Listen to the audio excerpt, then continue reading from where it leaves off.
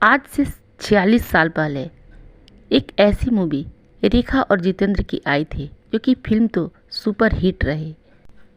वैसे तो जितेंद्र और रेखा ने अपने करियर में कई हिट और सुपर हिट फिल्मों में काम किया, लेकिन जितेंद्र और रेखा ने साल 1980 में एक ऐसी फिल्मों में काम किया जिसमें शक करने की आदत की वजह से दोनों ताउम्र अलग अलग रहते हैं। फिल्म की कहानी ऐसी थी कि सिनेमा घरों में दर्शकों की वजह से हर समय हाउसफुल जाता रहा और साल 1980 में रेखा और जितेंद्र की मूवी बॉक्स ऑफिस पर तहलका मचा दिया था। तो चलिए बताते हैं, इस मूवी का नाम था जुदाई। इस मूवी की कहानी डॉक्टर शशिकांत यानी कि जितेंद्र और गौरी के रूप में रेखा पर बेस्ड फिल्माया गया था। शशिकांत के पिता की आखिरी इच्छा थी कि अगर वह उनके घर में काम करने वाली गौरी यानी कि रेखा से शादी यदि जितेंद्र का हो जाता है तो उसे सारी जायदाद मिल जाएगी। इस मूवी की कहानी ऐसी थी कि हर कोई इमोशनल हो गया था और दमदार कहानी की वजह से लोग आज भी इस मूवी को भूल नहीं पाए हैं। तो चलिए इस मूवी की कहानी को शुरू करते हैं। जितेंद्र अपने पिता की बात मानकर रेखा से, जो कि उसके घर में काम करने वाली रहती हैं, उसका ध्यान रखती हैं, उससे शादी करने के लिए वो तैयार हो जाता है। लेकिन शादी से पहले ही जितेंद्र की एक गर्लफ्रेंड रहती है।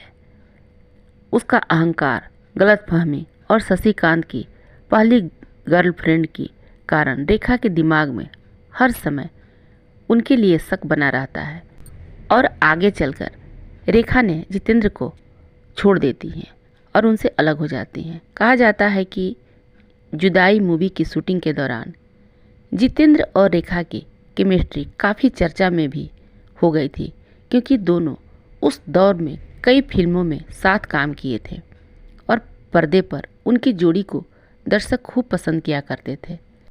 और रेखा भी इस किरदार में पूरी तरह से इस कदर डूब गई थी कि रियल लाइफ लग रहा था। और फिल्म में अरुण गोविंद ने भी जितेंद्र की बेटी का रोल निभाया था, जिसे लोगों ने काफ़ी पसंद किया था।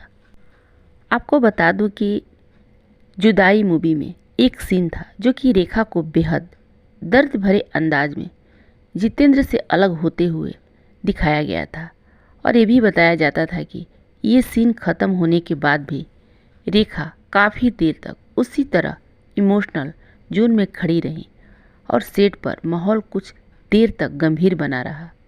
यूनिट के लोगों का कहना था कि रेखा ने इस सीन में अपनी निजी अनुभवों को, भावनाओं को भी कहीं न कहीं शामिल किया था, जिससे ये सीन और ज़्यादा इमोशनल हो गया था।